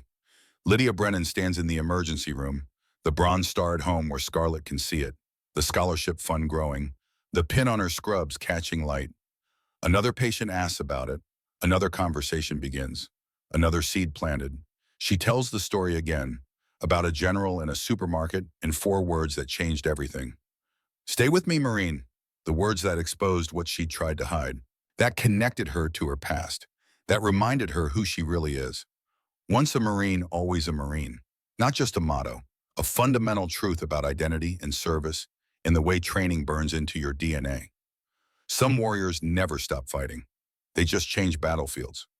Switch from combat zones to emergency rooms, trade rifles for stethoscopes, exchange tactical gear for scrubs. But the mission stays the same. Save lives, refuse to quit. Stay with the people who need you. The monitor beeps. New trauma activation. Automatic doors burst open. Another life hanging in the balance. Lydia moves toward the gurney, hands steady, voice calm. The Bronze Star may be at home, but the values it represents are woven into every choice she makes. Once a Marine, always a Marine. Some identities never fade. Some training never leaves. Some values never die. They wait, patient, ready, for the moment someone needs them. And when that moment comes true, warriors don't hesitate. They run toward danger. They fight for lives worth saving. They refuse to surrender, because that's what Marines do. That's what Lydia Brennan did in a supermarket. What General Nathaniel Blackwood did in a ceremony. What both continue to do every single day, living proof that service never ends. It only transforms.